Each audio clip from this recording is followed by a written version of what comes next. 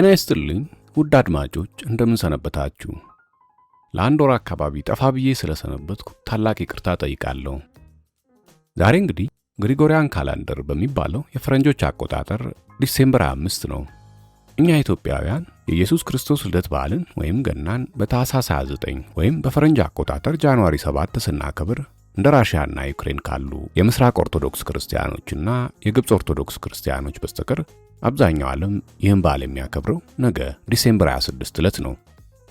የዛሬ ተረካችን የሚሆነው በዚህ በክሪስማስ ዕለት እንዲሁም አጠቃላይ ክሪስማስ ሲደርስ በስፋት የምናየው የሳንታ ክላውስን ወይም የገና አባት የተሰኘውን አጫ በረዶ የመሰለው ይዞ የተንዠረገገ ደማቅ ቀይ ልብስ የለበሰ ወፍራም ሰው ምንነትና በዓሉ የክርስቶስ ልደት ሆኖ ሳለ ለምን ምዕራቡ ዓለም በፊልሙም በምኑም ይህን በራሪ አጋዘኖች በሚጎትቱት ሰረገላ የሚጓዝ ሽማግሌ የበዓሉ ምልክት ሊያደርገው እንደቻለ የኋላ ታሪኩን እናያለን።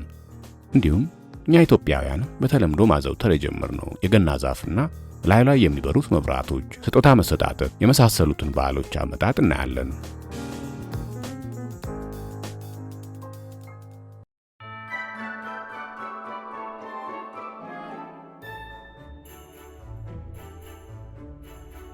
እውነተኛው ቅዱስ ኒኮላስ።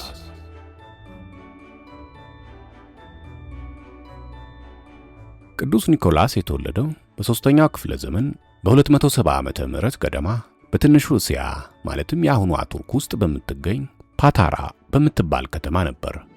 ፓታራ በወቅቱ የልቅያ ግዛት ዋና የንግድ ወደብ ነበረች። ወላጆቹ ኤጲፋነስና ዮሐና የተባሉ ግሪኮች ነበሩ።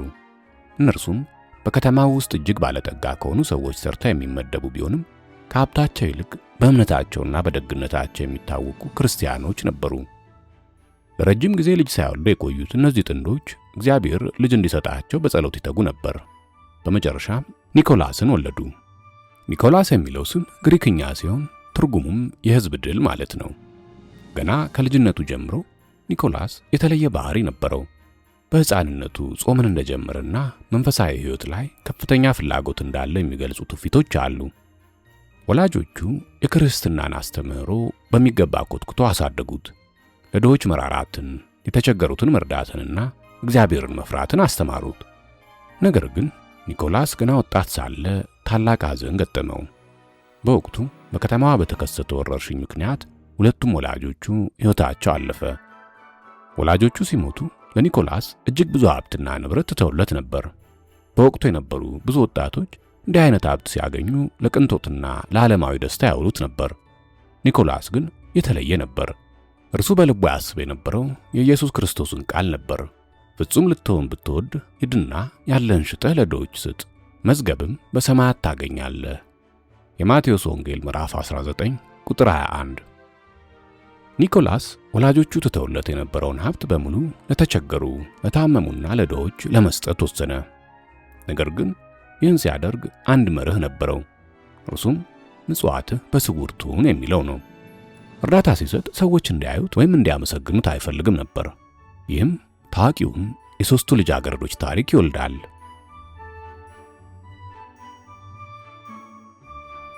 የሦስቱ ልጃገረዶችና የወርቅ ከረጢት ታሪክ።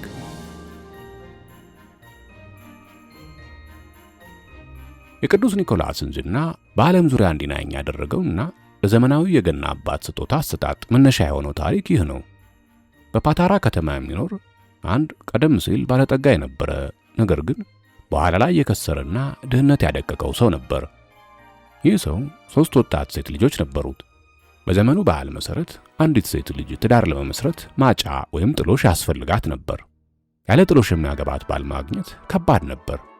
አባታቸውም ምንም ገንዘብ ስለሌለው ልጆቹን መዳር አልቻለም። ሁኔታው የባሰ ሲሄድ ተስፋ ወደ መቁረጥ ደረሰ።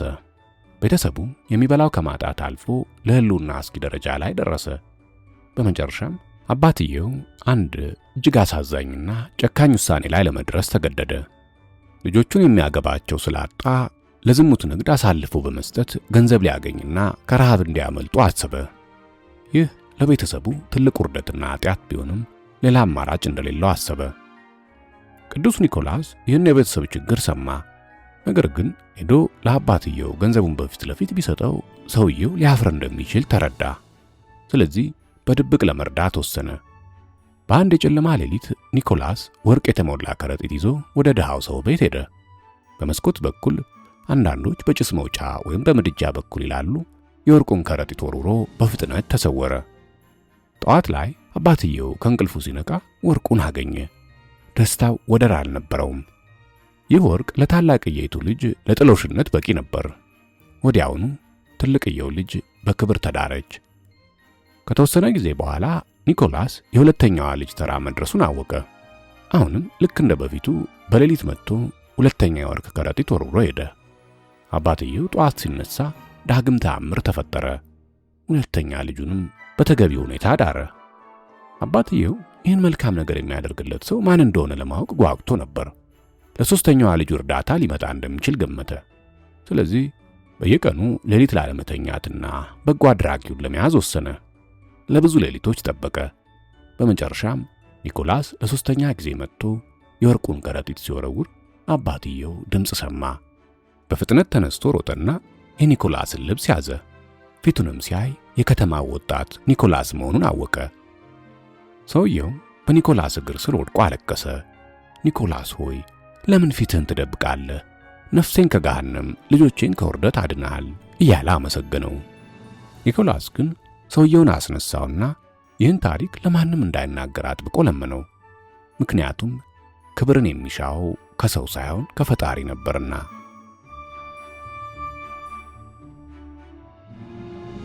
የሚራ ኤጲስቆጶስ መሆን።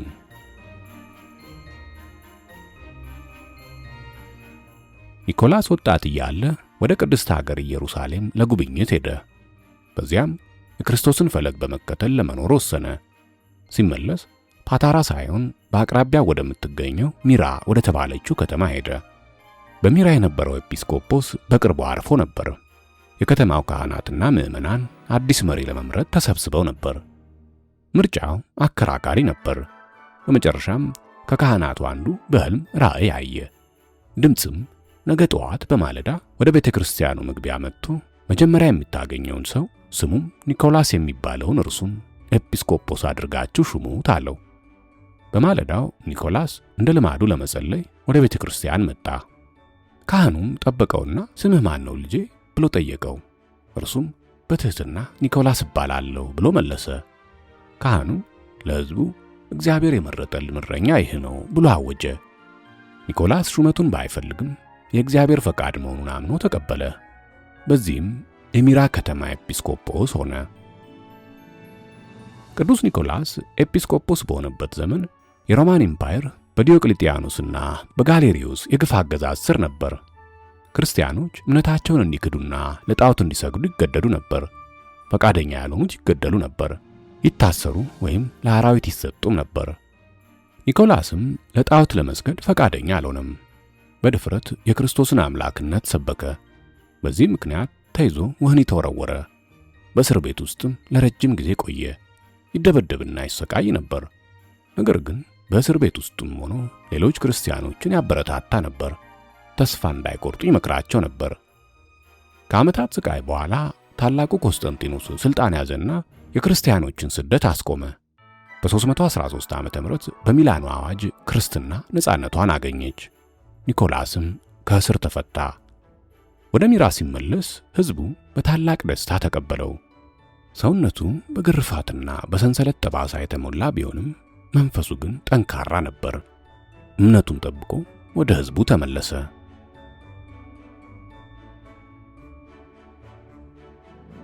የኒቃያ ጉባኤና የቀና የእምነት ተጋድሎ።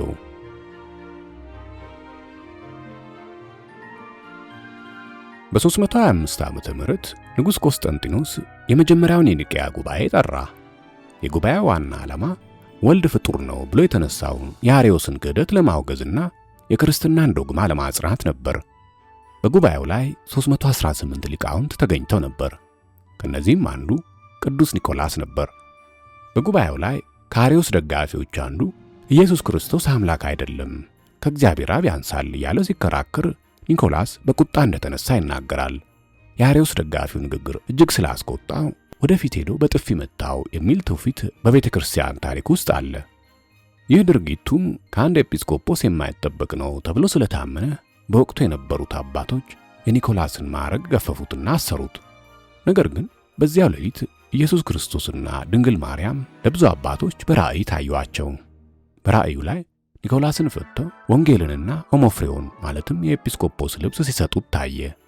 አባቶች ይህንን ሲያዩ የኒኮላስ ቁጣ ለእግዚአብሔር ክብር የነበረ ቅናት እንጂ የግል ጥላቻ እንዳልሆነ ተረዱ። ወዲያውኑ ከእስር ፈቱትና ማዕረጉን መለሱለት።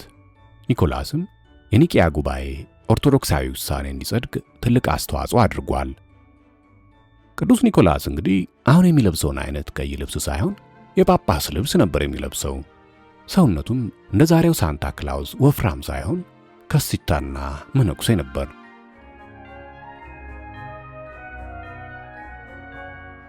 ታምራትና ሥራዎች።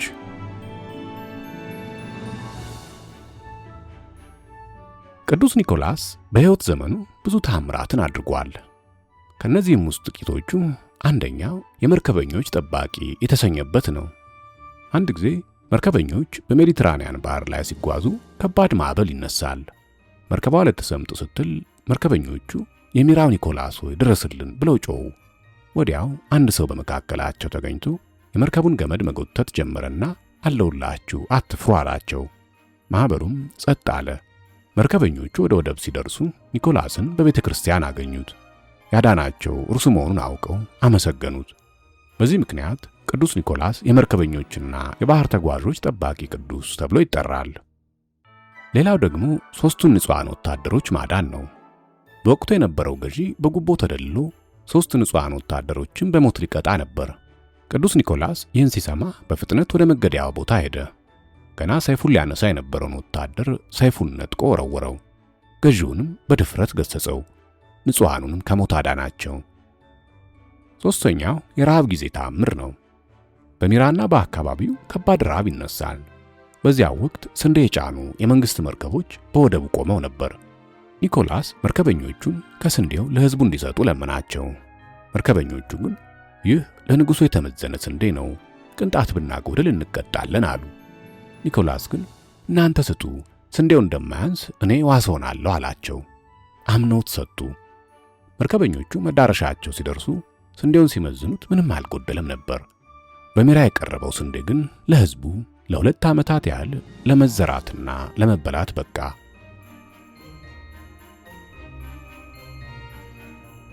የቅዱስ ኒኮላስ ረፍትና የአጽሙ መሰደድ።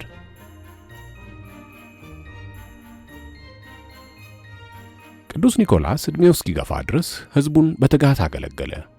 ዲሴምበር 6 ቀንም በሰላም አረፈ። በሚራ ከተማ በሚገኘው ካቴድራል ተቀበረ። መቃብሩም ለብዙ ምዕተ ዓመታት የክርስቲያኖች የጉብኝት ስፍራ ነበር። ከመቃብሩም መና የሚባል ፈሳሽ እየወጣ ብዙ በሽተኞችን ይፈውስ ነበር ይባላል። በ11ኛው ክፍለ ዘመን 1087 ዓመተ ምህረት ላይ ቱርኮች አካባቢውን መቆጣጠር ጀመሩ። በጣሊያን ባሪ ከተማ የሚኖሩ ነጋዴዎች የቅዱስ ኒኮላስ አጽም በቱርኮች እጅ እንዳይወድቅ ወይም እንዳይጠፋ በመፍራት ወደ ጣሊያን ሊወስዱት ወሰኑ። ወደ ሚራ መርከብ ልከው አጽሙን በድብቅ አውጥተው ወደ ባሪ ወሰዱት። ዛሬም ድረስ አጽሙ በባሪ ከተማ በስሙ በተሰየመው ባሲሊካ ውስጥ ይገኛል። በዚህም ምክንያት በምዕራቡ ዓለም የባሪው ኒኮላስ ተብሎም ይጠራል።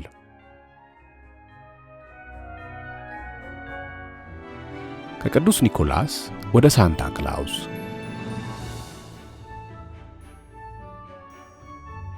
ታዲያ ይህ የቱርክ ጳጳስ እንዴት ሳንታ ክላውስ ሊባል ቻለ? ይህ ሂደት ረጅም ጊዜ የወሰደ የባህል ለውጥ ነው። በአውሮፓ በተለይም በሆላንድ የቅዱስ ኒኮላስ በዓል በታኅሳስ ወር በድምቀት ይከበር ነበር። ኔዘርላንዳውያን ሲንተርክላስ ብለው ይጠሩታል። በባህላቸው መሠረት ሲንተርክላስ ቀይ የጳጳስ ልብስ ለብሶ በነጭ ፈረስ ተቀምጦ ለሕፃናት ስጦታ ያድል ነበር። በ17ኛውና 18ኛው ክፍለ ዘመን ኔዘርላንዳውያን ወደ አሜሪካ በተለይም ወደ ኒውዮርክ ሲሰደዱ ባህላቸውን ይዘው ሄዱ። እንግሊዝኛ ተናጋሪዎች ሲንተርክላስ የሚለውን ቃል ለመጥራት ሲሞክሩ ሳንታ ክላውስ አሉት። ቀስ በቀስ የቅዱስ ኒኮላስ መንፈሳዊ ታሪክ ከገና በዓል ጋር ተቀላቀለ። ነገር ግን እስከ 19ኛው ክፍለ ዘመን ድረስ የገና አባት ምስል ወጥ አልነበረም። አንዳንዴ በፈረስ የሚጋልብ፣ አንዳንዴ ቀጭን፣ አንዳንዴ ደግሞ አስፈሪ ሆኖ ይሳል ነበር።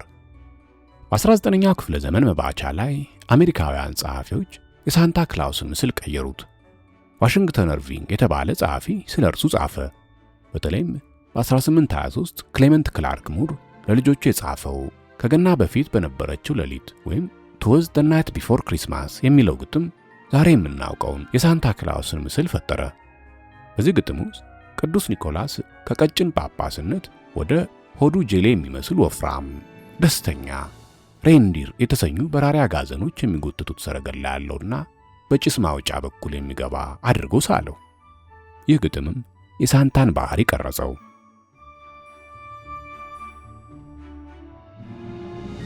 ካፒታሊዝም፣ ኮካኮላና ዘመናዊው ሳንታ ክላውስ።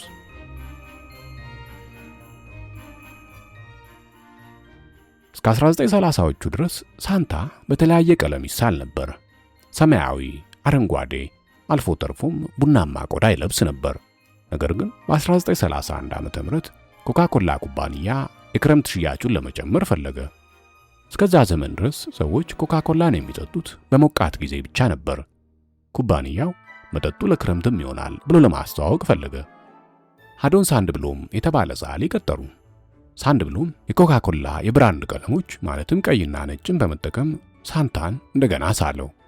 ፊቱ የቀላ፣ ሳቁ የሚጋባ፣ ደስተኛና ቀይ ልብስ የለበሰ ወፍራም አዛውንት አደረገው። ይህ ማስታወቂያ በጋዜጦችና መጽሔቶች ላይ በስፋት ተሰራጨ። ይህ ምስል በሰዎች አእምሮ ውስጥ ተቀርጾ ቀረ። የኮካኮላ ማስታወቂያ የሳንታን ዘመናዊ መልክ አጸናው። ሳንታ የገና መንፈስ ብቻ ሳይሆን የምርት ስም ማለትም የብራንድ ተሸካሚ ሆነ። የገና አባት የንግድ ዓለም ምልክት የሆነው እዚህ ላይ ነው። አሁን ታሪኩን ወደ ጥልቅ የኢኮኖሚና የማህበረሰብ ትንታኔ እንወሰደው። ሳንታ ክላውስ ለምን ተወዳጅ ሆነ? መልሱ ከካፒታሊዝም ጋር የተያያዘ ነው። በ19ኛው ክፍለ ዘመን መገባደጃ ላይ አሜሪካና አውሮፓ ወደ ኢንዱስትሪ አብዮት ተሸጋገሩ። ፋብሪካዎች ብዙ ምርት ያመርታሉ፣ ግን ይህን ምርት የሚገዛው ሰው ያስፈልጋቸዋል። ማስታወቂያ ወይም አድቨርታይዝመንት ወደ ቀመሩ የገባው እዚህ ጋር ነው። በኢትዮጵያ ቴሌቪዥን እያየናቸው ያደግናቸው የሰራዊትና የሙሉ ዓለም የሳሙና ወይም የሱፍ ማስታወቂያዎችም ሆኑ ውጭ ሀገር ያላችሁ ወገኖች ዩቲዩብ ቪዲዮዎችን ስታዩ በየመሃሉ እየገቡ የሚያናጥቧችሁ የጺም መላጫም ሆነ የሪል ስቴት ማስታወቂያዎች መነሻ ወቅት ይህ የኢንዱስትሪ አብዮት ነበር። ሰው ሊያስፈልገው የሚችለውንም የማያስፈልገውንም ነገር መግዛት እንዲፈልግ ማበረታታትና መገፋፋት። እናም ገና ከሃይማኖታዊ በዓልነት አልፎ ወደ የስጦታ በዓልነት መቀየር ነበረበት። እዚህ ላይ ሳንታ ክላውስ እንዴት አይነተኛ መሳሪያ ሊሆን ቻለ? አንደኛው የፍጆታ በዓልን ወይም ኮንሱመሪዝምን ማለሳለስ ነው። የክርስቶስ ልደት በዓልን አስታኮ ገንዘብ አውጥቶ ዕቃ መግዛት በተለይም መሰረታዊ ከሆኑ ፍላጎቶች ውጪ ስግብግብነት ሊመስል ይችላል። ነገር ግን ስጦታው ከሳንታ የመጣ ሲሆን የንግድ ልውውጡ አስማታዊ ወይም ማጂካል ይሆናል። ወላጆች ለልጆቻቸው አሻንጉሊት ሲገዙ ከሱቅ እንደገዙት ሳይሆን ሳንታ ከሰሜን ዋልታ እንዳመጣ ይነግሯቸዋል። ይህ የንግድ ሂደቱን ወደ ፍቅር መግለጫነት ይቀይረዋል። ሁለተኛው የልጆችን ፍላጎት ማነሳሳት ነው። ሳንታ ክላውስ ልጆችን ምን ትፈልጋላችሁ ብሎ ይጠይቃል። ይህ ጥያቄ በልጆች ላይ የመፈለግና የመመኘት ባህልን ያሳድጋል። ይህ ደግሞ ለኢንዱስትሪዎችና ለሱቆች ትልቅ ገበያን ይፈጥራል። ሶስተኛው የሽልማት ስርዓት ነው። ጥሩ ከሆንክ ስጦታ ታገኛለህ የሚለው የሳንታ ሕግ ልጆችን ለቁሳዊ ሽልማት እንዲሰሩ ያለማምዳቸዋል። ይህ የካፒታሊዝም የሥራና የክፍያ መርህ ነጸብራቅ ነው። ስለዚህ ሳንታ ክላውስ የገና ምልክት የሆነው ዝም ብሎ አይደለም፣ የኢኮኖሚ ዋልታ ነው። የገና በዓል ያለ ሳንታ ቢከበር ኖሮ ሃይማኖታዊ ብቻ ይሆን ነበር። ያ ደግሞ ለትልልቅ ኩባንያዎች ትርፍ አያስገኝም። ቅዱስ ኒኮላስ በዘመናት ሂደት ዛሬ ወደምናውቀው ሳንታ ክላውስ ተቀይሮ ሃይማኖትንና ንግድን የሚያገናኝ ድልድይ ሆነ። ሳንታ ክላውስ የሁለት ነገሮች ቅልቅል ነው። በአንድ በኩል ከጥንቱ ቅዱስ ኒኮላስ የተወረሰ የልግስና የፍቅርና የመረዳዳት መንፈስ አለበት። በሌላ በኩል ደግሞ የዘመናዊው ዓለም አብዝቶ ዕቃ የመሸመት ባህል ማለትም ኮንሱመር ካልቸርና የማስታወቂያ ኢንዱስትሪ ውጤት ነው። ዛሬ በገበያ ማዕከላት ውስጥ የምናየው ሳንታ፣ ልጆችን በእቅፉ አድርጎ ፎቶ የሚነሳው ሳንታ ካሜራው ጳጳስ ቅዱስ ኒኮላስ ርቆ ሄዷል። እሱ አሁን የገናን ባህል ኢኮኖሚ የሚያሽከረክር ስጦታንና ደስታን የሚሸጥ የካፒታሊዝም ደግፊት ነው። ለዚህ ነው ሳንታ ክላውስ ከማንም በላይ የገና ምልክት ሆኖ የዘለቀው። እምነትን ከንግድ፣ ታሪክን ከፈጠራ እንዲሁም ልግስናን ከፍጆታ ጋር አጣምሮ የያዘ ልዩ ተምሳሌት ስለሆነ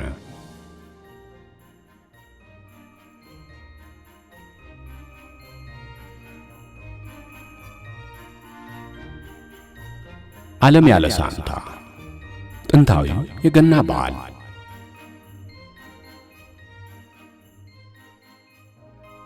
እስኪ አሁን ደግሞ የገና አባት ሳንታ ክላውስ ዓለምን ከመቆጣጠሩ በፊት የሰው ልጆች የገናን በዓል እንዴት ያከብሩት እንደነበር ወደ ኋላ ተመልሰን እንመልከት። በዓይነ ሕሊናችሁ 500 ዓመታት ወደ ኋላ ልውሰዳችሁ። የኤሌክትሪክ መብራት የለም፣ የኮካኮላ ማስታወቂያ የለም፣ በሰማይ ላይ የሚበራ አጋዘን ወይም በጭስ መውጫ የሚገባ ወፍራም ሰው የለም። ዓለም ጨለማና ቀዝቃዛ ናት። ታዲያ በዚያን ጊዜ ሰዎች የክረምቱን ወራት እንዴት ያሳልፉ ነበር? መልሱ እንደየበዓሉ ይለያያል። ነገር ግን ሁሉም በራሳቸው መንገድ አስደናቂና አንዳንዴም አስፈሪ ነበሩ። ለዘመናዊ የሳንታ ገጽታም ሁሉም ቀደምት ባህሎችና አከባበሮች የራሳቸውን አስተዋጽኦ አድርገዋል። ጉዞአችንን ከሰሜን እንጀምር። የሰሜኑ ዩልና አስፈሪው ኦዲን። ገና ከመታወቁ በፊት በሰሜን አውሮፓ፣ ስካንዲኔቪያ፣ ኖርዌይና ስዊድን አካባቢ ዩል የሚባል በዓል ይከበር ነበር። ጊዜው ታኅሳስ አጋማሽ ነው። ፀሐይ ጠፍታለች፣ ምድሩ በበረዶ ተሸፍኗል። በዚህ በዓል አባወራዎችና ወንዶች ልጆች ወደ ጫካ ሄደው አንድ ትልቅ ግንድ ቆርጦ ያመጣሉ። ይህ ግንድ በምድጃ ውስጥ ይገባና እሳት ይለኮሳል። እሳቱ ለ12 ቀን ሳይጠፋ መንደድ አለበት። ሰዎቹ በእሳቱ ዙሪያ ተቀምጠው ስጋ ይበላሉ፣ ቢራ ይጠጣሉ። እሳቱ የፀሐይን ተመልሶ የመምጣት ተስፋ የሚያመለክት ነበር። በዚያን ዘመን ስጦታ የሚያመጣው ሳንታ አልነበረም። ይልቁንም ኦዲን የተባለ የጦርነትና የጥበብ አምላክ 8 እግሮች ባሉት ፈረስ ላይ ተቀምጦ በሰማይ ላይ ይከንፋል ተብሎ ይታመን ነበር። ኦዲን እንደ ሳንታ ደግ አልነበረም። ሰዎች እሱን ለመለመን ካልሲ ውስጥ ለፈረሱ የሚሆን ካሮትና ገለባ ያስቀምጡ ነበር። ኦዲንም በምላሹ ለቤቱ በረከትን ወይም አነስተኛ ስጦታን ይተዋል። ይህ የዛሬው የገና ዛፍ ላይ ካልሲ መስቀል ልማድ መነሻ ሊሆን እንደሚችል ይገመታል። ይህ በዓል ይካሄድ የነበረው የስካንዲኔቪያን ሀገራት ሕዝቦች ከክርስትና በፊት ይከተሉት የነበረው የኖርስ የፓጋን ሃይማኖት ባህል ሲሆን ከኦዲንም ውጪ የተለያዩ አመልክቶች ነበሯቸው። በማርቨል ኮሚክ ፊልሞች የምናውቃቸው እነ ቶር፣ ሎኪና ሃይምደል ይገኙበታል። የግርግር ንጉሥ በዓል እንግሊዝና መካከለኛው አውሮፓ። አሁን ደግሞ ወደ መካከለኛው ዘመን እንግሊዝ እንምጣ። እዚህ የገና በዓል ከዛሬው በፍጹም የተለየ ነበር። ዛሬ ገና የልጆች በዓል ነው። በዚያን ጊዜ ግን የአዋቂዎች ድግስ ነበር። በዓሉ የሃይማኖት ብቻ ሳይሆን ስርዓት የሚጣስበት ጊዜ ነበር። የግርግር ንጉሥ ወይም ሎርድ ኦፍ ሚስሩል የሚባል አንድ ሰው ከድሆች ወይም ከአገልጋዮች ይመረጣል። ይህ ሰው ለገና ሰሞን የቤቱ ወይም የመንደሩ ንጉሥ ይሆናል። እውነተኛዎቹ ጌቶች አገልጋይ ይሆናሉ፣ አገልጋዮቹ ደግሞ ያዛሉ። ሀብታሞች ለድሆች ድግስ ያዘጋጃሉ። እነዚህ ሰዎች ዋሴሊንግ የሚባል ልማድ ነበራቸው። ትላልቅ ጉድጓድ ሳህኖች ውስጥ መጠጥ ይሞሉና ከቤት ቤት እየዞሩ ይዘፍናሉ። የቤቱ ባለቤቶች ካልከፈቱላቸው ወይም መጠጥ ካልሰጧቸው ቤቱን የመረበሽ ወይም የመሳደብ መብት ነበራቸው። የዚያን ጊዜ ገና ጸጥ ያለና የተቀደሰ ብቻ ሳይሆን ጫጫታ የበዛበት የመጠጥና የደስታ አልፎ ተርፎም የረብሻ በዓል ነበር። የጣሊያኗ ላቤፋና ጠንቋይዋ ስጦታ አቅራቢ። ሳንታ ክላውስ ከመምጣቱ በፊት የጣሊያን ልጆች ስጦታ ይጠብቁ የነበረው ከወፍራም ሽማግሌ ሳይሆን ከአንዲት አሮጊት ሴት ነበር። ስሟ ላቤፋና ይባላል። ታሪኩ እንዲህ ነው። ሰብአ ሰገል ሕፃኑ ኢየሱስን ለመፈለግ በሚጓዙበት ወቅት የአንዲት አሮጊት ቤት አንኳኩተው አድራሻ ጠየቁ። አብራቸው እንድትሄድም ጋበዟት። እሷ ግን የቤት ሥራ አለብኝ፣ ቤቴን ማጽዳት አለብኝ ብላ ቀረች። በኋላ ግን ተጸጸተችና ኢየሱስን ለመፈለግ ወጣች። ነገር ግን ልታገኘው አልቻለችም። ስለዚህ እስከ ዛሬ ድረስ በገናዋ ዜማ በመጥረጊያዋ እየበረረች ሕፃኑ ኢየሱስ መስሏት ወደ ሁሉም ሕፃናት ቤት ትገባለች። ጥሩ ልጆች ከሆኑ ጣፋጭ ትሰጣቸዋለች፣ መጥፎ ከሆኑ ግን የድንጋይ ከሰል ትተውላቸዋለች። ይቺ አሮጊት በጠንቋይ ትመሰል እንጂ ለጣሊያን ሕፃናት የገና እናት ነበረች። ይህም ባህል በዘመናዊው የሳንታ ክላውስ ባህሪ ላይ ተጨምሯል። ልጆች ጥሩ ካልሆኑ ስጦታ አይተውላቸውም። ካቶሊካዊው ዓለም፣ የክርስቶስ ልደትና ቅዱስ ፍራንሲስ። በመጨረሻም የገናን መንፈሳዊ ገጽታ ወደሚያጎላው ባህል እንሂድ። በ13ኛው ክፍለ ዘመን የአሲሲው ቅዱስ ፍራንሲስ የገናን አከባበር ቀየረው። ከዛ በፊት ገና በቤተ ክርስቲያን ውስጥ በቅዳሴ ብቻ ይከበር ነበር። ቅዱስ ፍራንሲስ ግን ታሪኩን ሕያው ማድረግ ፈለገ። ዋሻ ውስጥ እውነተኛ እንስሳትን አህያንና በሬን በማምጣት ሰዎችን በገጸ ባህሪነት በማልበስ የመጀመሪያውን የበረት ትርኢት ወይም ኔቲቪቲ ሲን አዘጋጀ። በዚህ ጊዜ ዋናው ትኩረት ስጦታ ማግኘት ሳይሆን በድህነት የተወለደውን ሕፃን መመልከት ላይ ነበር። ሰዎች በበዓሉ ቀን በቤተ ክርስቲያን ይሰበሰባሉ፣ ይጸልያሉ። ከዚያም በቤተሰብ ደረጃ ትልቅ ራት ይበላሉ። ስጦታ ቢኖር እንኳን የሚሰጠው በገና ቀን ሳይሆን እንደ ስፔን ባሉ ሀገራት በጥር ወር ማለትም በጥምቀት ሰሞን በሰብአ ሰገል ስም ነበር። እንግዲህ ሳንታ ክላውስ በ20ኛው ክፍለ ዘመን ብቅ ሲል እነዚህን ሁሉ የተለያዩ ወጎች ጠቅልሎ አጣቸው። የኦዲን በረራ ወደ ሳንታ በረራ ተቀየረ። የላቤፋና ስጦታ ወደ ሳንታ ስጦታ ተለወጠ።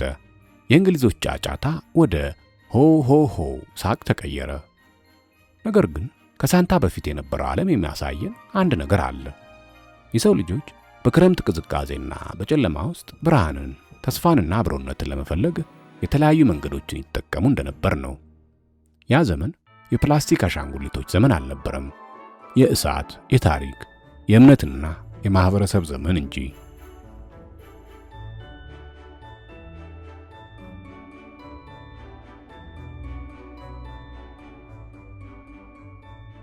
የገና ዛፍ ታሪክ። የማይጠወልገው የክረምት እንግዳ።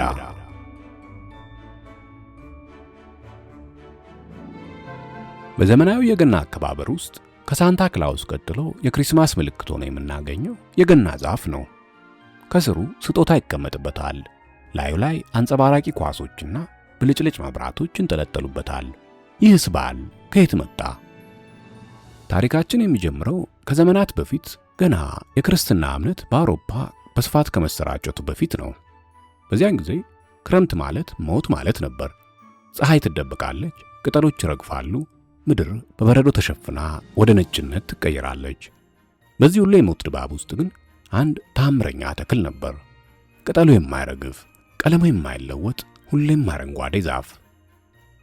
ለጥንቶቹ ሰዎች፣ ለግብፃውያን፣ ሮማውያንና ቫይኪንጎች ይህ የማይደርቅ ዛፍ ልዩ ትርጉም ነበረው። ፀሐይ በክረምት ብትደክምም ተመልሳ እንደምትመጣና ሕይወት እንደሚቀጥል የሚያበስር ምልክት ነበር። ቤታቸውን በዚህ አረንጓዴ ቅርንጫፍ ማስጌጥ ክፉ መንፈስን እንደሚያባርርና የጸደይን መምጣት እንደሚያፋጥን ያምኑ ነበር።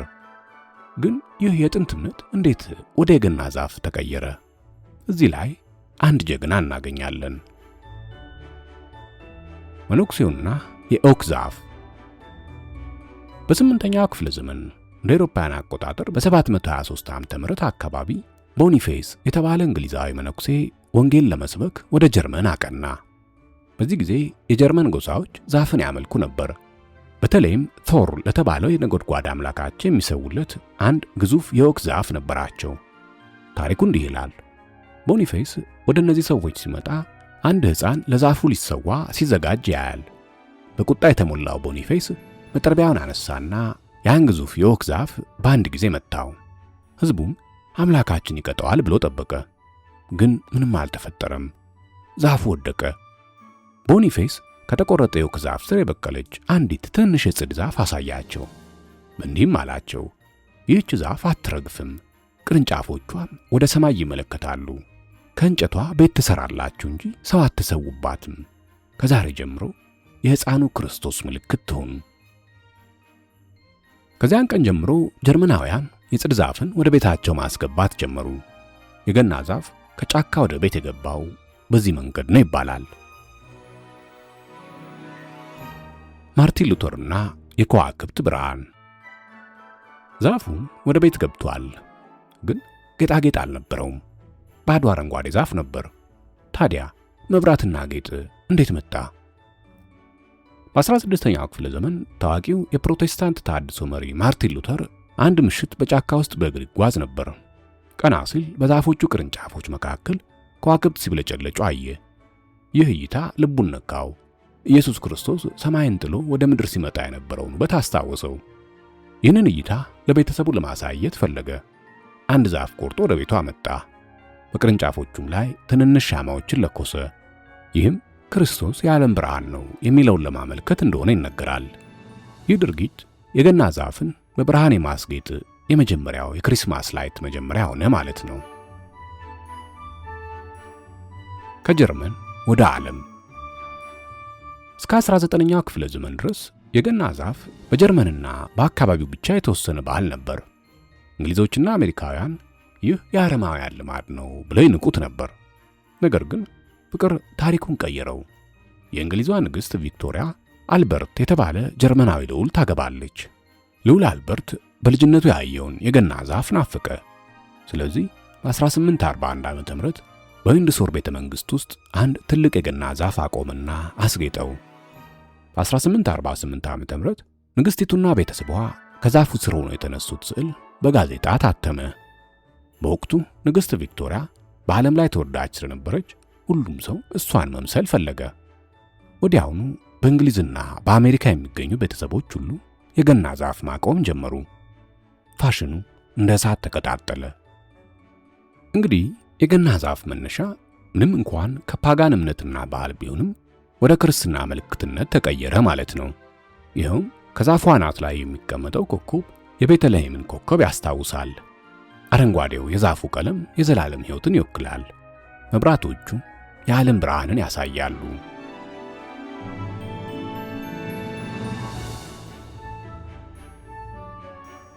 እንግዲህ በተለምዶ ከዘመናዊነት መስፋፋት ጋር ምንነታቸውን በዝርዝር ሳናውቃቸው የተቀበልናቸውን እነዚህን ከክርስቶስ ልደት ጋር የተያያዙ ባህሎች አመጣጥና ምንነት ለማብራራት ካቀረብኩት ከዚህ ቪዲዮ በቂ ግንዛቤ እንዳገኛችሁ ተስፋ አደርጋለሁ።